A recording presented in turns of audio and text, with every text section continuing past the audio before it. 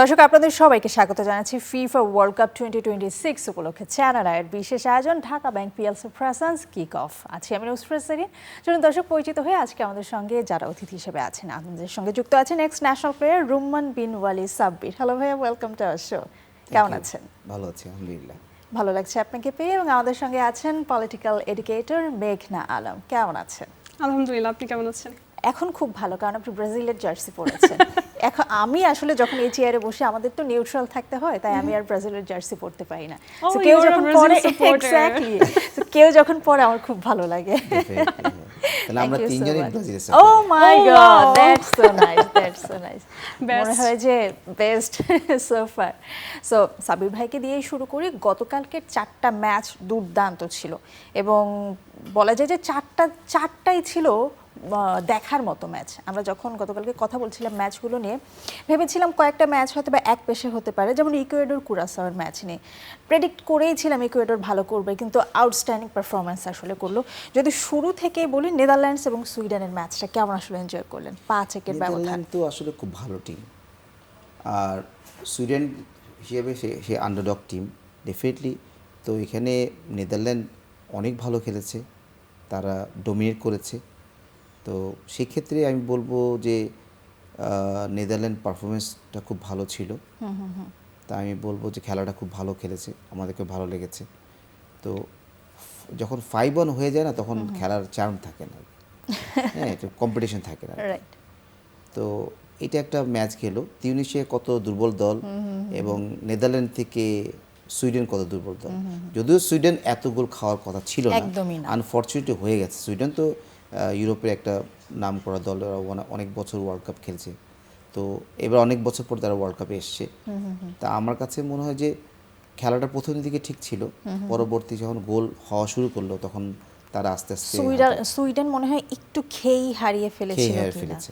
অনেক সময় দেখা যায় না অনেক গোল, যেমন আমি বলি বার্সেলোনা রিয়াল মাদ্রিদ, এদের দুইটা আপনি যদি দেখেন যে এরাও বার্সেলোনাকে 4-5 গোল খেয়েছে, আবার বার্সেলোনা রিয়াল মাদ্রিদকে 4 গোল খেয়েছে। তার মানে এর না যে তারা দুর্বল দল, ইজ নট দ্যাট। তো কালকে ম্যাচটা হয়তো বা নেদারল্যান্ড খুব ভালো খেলে ফেলেছে, এই জন্য গোলগুলো রিসিভ হয়ে গেছে। বাট নেদারল্যান্ডসকে মানে ওয়ান অফ দ্য আনলাকিয়েস্ট টিম বলা হয় এই কারণে যে এরা হচ্ছে ক্রিকেটের নিউজিল্যান্ড। তারা সারা বছর সারা টুর্নামেন্ট ভালো খেলে শেষ মুহূর্তে যে রানার্স আপ হয়ে যায়। নিউজিল্যান্ডের বিষয়টাও তাই, এখনো পর্যন্ত 3বার রানার্স আপ, মানে সারা বছর ভালো খেলে তারা হচ্ছে কাঙ্ক্ষিত ট্রফিটা পায় না। এইবারে টিম দেখে সাব্বির ভাই আসলে কতটুকু এক্সপেকটেশন রাখছেন তাদের উপরে? এটা তো বলা মুশকিল, তবে Netherland not bad team, very good team. তবে পাশাপাশি ওয়ার্ল্ডের আমি বলবো ফ্রান্স, আর্জেন্টিনা, ব্রাজিল, ইংল্যান্ডও এবার অনেক ভালো টিম। যদিও ইংল্যান্ডকে ভরসা করা যায় না, অলওয়েজ তারা হট ফেভারিট টিম থাকে, কিন্তু তারা বাদ হয়ে যায়।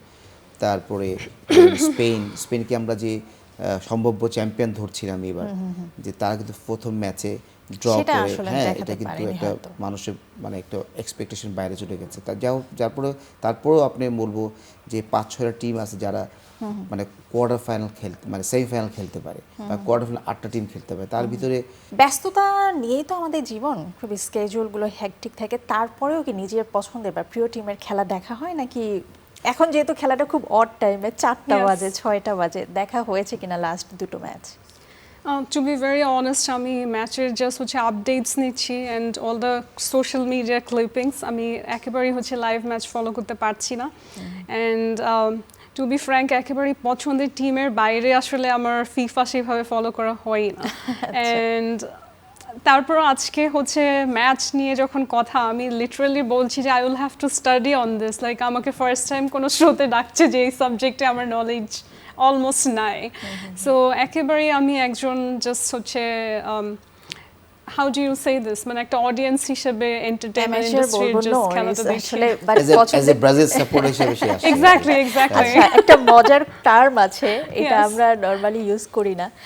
নরমালি যারা সারা বছর খেলা দেখে না, সাব্বির ভাই নিশ্চয়ই জানেন যে তাদেরকে আসলে বলা হয় seasonal fan. Yes, perfect example of a seasonal fan আর কি।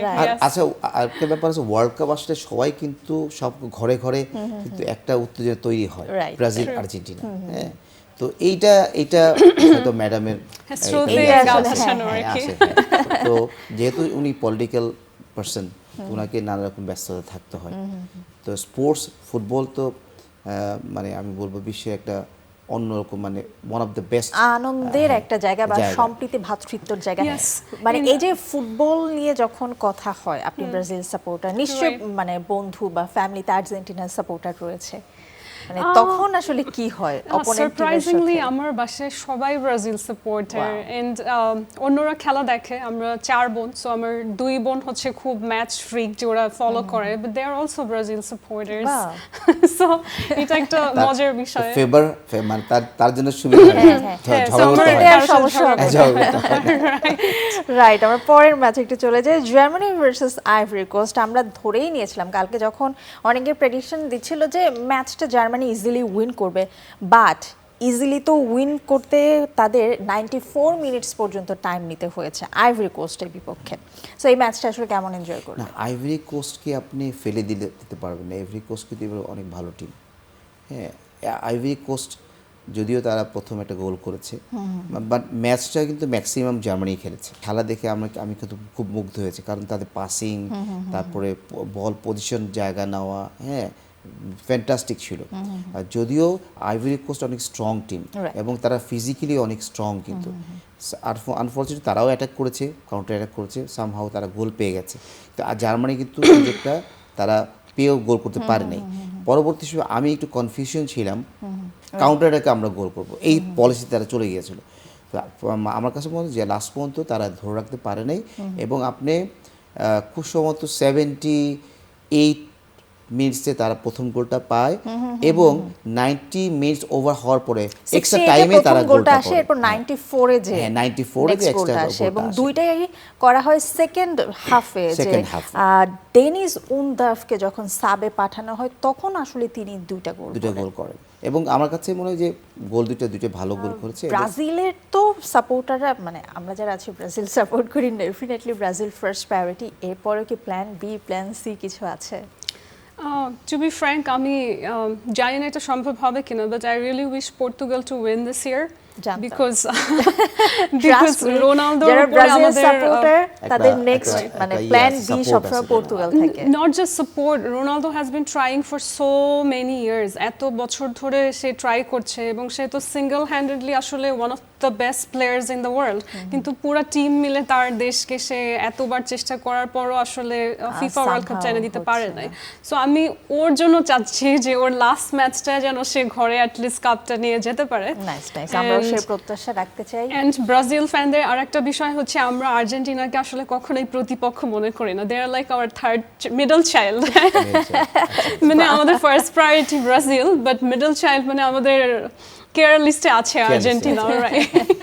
নাইস, লাস্ট ম্যাচ নিয়ে তো কথা বললাম, চলে যাই নেক্সট ম্যাচে। আজকের যে ম্যাচগুলো রয়েছে, স্পেন ভার্সেস সৌদি আরব। স্পেনকে এবার ওয়ার্ল্ড কাপ শুরুর আগে তারা কিন্তু ফিফা র্যাঙ্কিংয়ে নাম্বার 2-তে ছিল, নাম্বার 1-এ ছিল ফ্রান্স, নাম্বার 2-তে স্পেন। এবং ফার্স্ট ম্যাচে সেই স্পেনকে আমরা পাইনি, যে স্পেনকে নিয়ে এত হাইপ ছিল, এবং বলাই হচ্ছিল এবারের ওয়ার্ল্ড কাপে যদি 2টা বা 3টা টিমকে টপ ফেভারিট বা বলা যায় যে ওয়ার্ল্ড চ্যাম্পিয়নের দাবিদার, স্পেন একটা। সো কি মনে হয় এই ম্যাচে সৌদি আরবের সাথে তারা কি ঘুরে দাঁড়াবে কিনা? না, ডেফিনেটলি করে তাদের লাস্ট ম্যাচের প্রিভিউটা আমি বলি। লাস্ট ম্যাচে তারা কী করেছে, তারা হাফ মাঠে তাদের অপোনেন্টে হাফ মাঠে যে খেলেছে, তারা স্পেস ক্রিয়েট করতে পারেনি। হ্যাঁ, ইয়ামাল এবং উইলিয়ামকে তারা 70 মিনিটসে পরে নামেছে, যে দুইটা উইং সাইডে খেলে, তারা এখানে আমার কাছে মনে হয় আমার কোচের মিস প্ল্যানিংয়ের কারণে এই রেজাল্টটা হয়েছে আমার কাছে মনে হয়। কারণ কেপ ভার্দের মতন টিমকে মানে ড্র করা, এটা কিন্তু আসলে মানে একটু এটা কষ্টের বিষয়, আনএক্সপেক্টেড। এবং তারা কিন্তু ওই দিন স্পেন কিন্তু ভালো খেলেছে, গোল রক্ষকের মনে হয় একক অবদানের কারণে না, সামহাও তারা গোলরক্ষক জিতে গেল। অনেক ভালো খেলেছে, কিন্তু গোলরক্ষক ভালো খেলার কারণটা হলো যে আমি যদি প্রপার ওয়েতে যদি শ্যুট না করতে পারি জায়গা মতো, তাহলে কিন্তু ডিফিকাল্ট। আমাকে একটা হলো বল শ্যুট করা এবং গোলকিপার সেভ করা, একদম তার রিচের ভিতরে যদি বল দেয় সে সেভ করতে পারবে। যদি রিচের বাইরে বল মারে, তার সেভ করা কোনো মানে সম্ভবপর না। একটা গোলকিপারে কোনোদিনও একটা ভালো জায়গায় বল মানে যদি প্রপার শ্যুট করে, গোলকিপার সেভ করতে পারে না। আমি বলছি যে আপনি যদি আর্জেন্টিনাকে দেখেন, আলজেরিয়া কিন্তু আফ্রিকার ভালো টিম। রাইট, তারা কি করেছে, আলজেরিয়াকে তারা খেলার সুযোগ দিয়েছে, তারা কিন্তু তাদের হাফে খেলতে আসার সুযোগ দিয়েছে। সেই স্পেসটা তাদের ক্রিয়েট হয়েছে, যা ওপেনটা হয়েছে মিডফিল্ড এবং আপনার তাদের ডিফেন্সিং জোন। তো সেই কারণে তারা কিন্তু অনায়াসে ম্যাচে 3টা অসাধারণ গোল করেছে। করতে পেরেছে। এবং এইটা আমি মনে করি যে স্পেনকে তাদের খেলতে দেওয়ার আসার সুযোগ দেওয়া ছিল, যাতে স্পেস ক্রিয়েট হতো, তার গোল মানে সংখ্যা বলছিলেন যে মিডফিল্ডে ওইভাবে অ্যাটাকিং পর্যায়ে না থেকে হ্যাঁ মানে আমি সেই বলছি দিন অপোনেন্টকে রাইট সেই খেলতে দিন দেওয়ার সুযোগ ভার্দেকে করা ছিল, খেলতে দেওয়ার সুযোগ ছিল। সুযোগ করে দেওয়া ছিল, স্পেসটা ওপেন হয়। আমি যদি 22 জন যদি হাফ মাঠে খেলি Right, তাহলে right, কিন্তু জোনগুলো ব্লক হয়ে যায়। আর এখানে মানে আমি বলবো যে কোচ বিরাট ভুল করেছে, মানে ইয়ামালকে আর উইলিয়ামকে পরবর্তীতে 70 মিনিটসে পরে নামে Right. 75-8 এরকম কাছাকাছি মিনিট অনেক ইন্টারেস্টিং একটা আইডিয়া পেলাম আমরা। নেক্সট ম্যাচে যদি চলে যায় বেলজিয়াম ইরান, আমরা ইরানকে দেখেছি তাদের ফার্স্ট ম্যাচে ড্র করতে 2টা গোল দেওয়ার জন্য, বেলজিয়ামকেও সেম দেখেছি। তো কি মনে হয় সবাই এক পয়েন্টে আছে। এক পয়েন্টে আছে। তবে আজকে ম্যাচটা টাইট হবে। বেলজিয়াম তো superior team, no doubt about, মানে আমাদের মিডল ইস্ট কান্ট্রি থেকে ইউরোপের মানে অলমোস্ট হট ফেভারিট টিম হল বেলজিয়াম। তো আমি বলবো যে সৌদি আরব চেষ্টা করবে তাদেরকে ব্লক করার জন্য, যেহেতু তারা সুপিরিয়র টিম। আমি যদি প্লেয়ার আমি বুঝি একটা সুপিরিয়র টিম, যে আমরা কোরিয়ার সাথে যখন খেলেছি এর আগে, তারা আমরা কিন্তু বুঝেছি আমাদের থেকে অনেক সুপিরিয়র টিম। তা আমার প্লেয়ার আমাদের রিড করতে হয় যে কোন কোন প্লেয়ারকে আমরা ব্লক করবো, কোন কোন জোনটা ব্লক করব। সেইটা আমার কাছে মনে হয় সৌদি আরব সেই চেষ্টাটা করবে। লাস্ট ইয়ারে আর্জেন্টিনার প্রথম ম্যাচে তারা হারিয়ে দিয়েছে। হ্যাঁ, এটা কিন্তু একটা হট ফেভারিট হিসেবে তারা আছে। আমি মনে করি যে সৌদি আরব খারাপ করার কথা না। হ্যাঁ, আমার কাছে মনে হয় যে এই ম্যাচটা খুব টাইট হবে।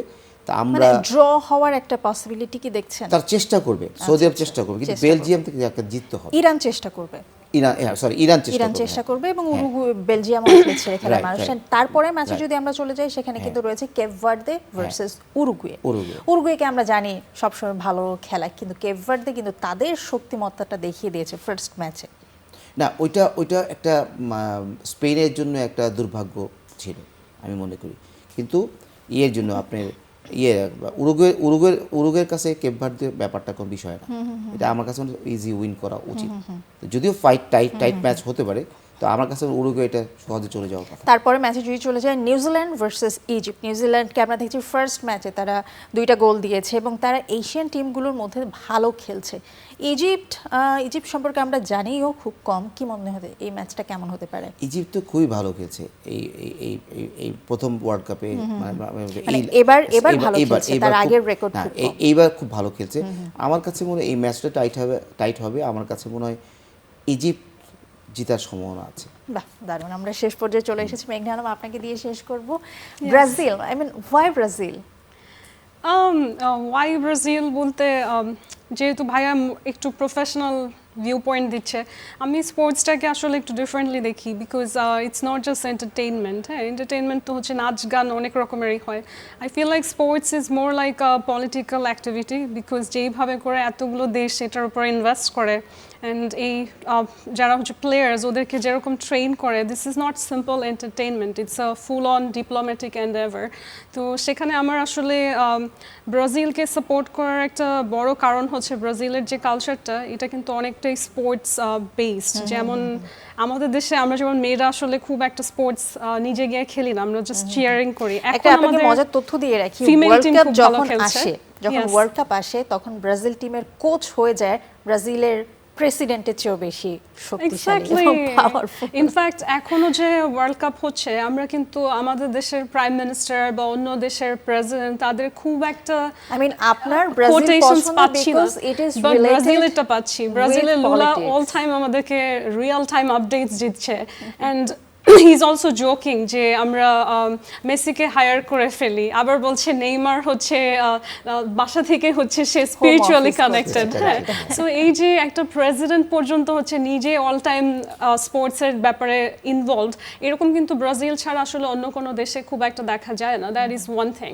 অলসো আমি আমার লাইফের একটা হিউজ টাইম ব্রাজিলে পার করেছি, অ্যান্ড আমার ডেইলি রুটিনটাই ছিল প্রতিদিন ক্লাস শেষ, পড়া শেষ, বিকালবেলা হচ্ছে স্কুলেরই মাঠে বসে খেলা দেখবো। Wow, And nice. আমি খেলতাম না যেহেতু But আপনি বাংলাদেশ হিসেবে দেখতেন আমার এই অভ্যাস কারণে নাই। আসলে ব্রাজিলের প্রতি ভালো লাগা হ্যাঁ বাট ভালোবাসাটা আমি এবং- দেখতাম মেয়েরা খেলছে ছেলেদের সাথে লাইক অন দ্য সেম পার মানে ব্রাজিলের কালচারে স্পোর্টস এতটাই integrated so that is one thing যে আমার মনে হয় ব্রাজিল আসলে ফিফা ওয়ার্ল্ড কাপে দে আর ওয়ান অফ দ্য রুলার্স আর কি এই তো থ্যাংক ইউ সো মাচ খুব ভালো লাগলো সাবির ভাই thank you so much Thank আজকে you. আমাদের সঙ্গে যুক্ত হবার জন্য থ্যাংক ইউ দর্শক আজকের মতো শেষ করবো তবে যেহেতু ওয়ার্ল্ড কাপ ফুটবল চলছে ফুটবলের যে কোনো আপডেট এবং যে কোনো খেলা ঘরে বসে অথবা যে কোনো জায়গায় বসে আপনারা কিন্তু দেখে ফেলতে পারেন চ্যানেল আইয়ের ওটিটি প্ল্যাটফর্ম আই স্ক্রিনে দর্শক ভালো থাকুন সুস্থ থাকুন চ্যানেল আইয়ের সাথেই থাকুন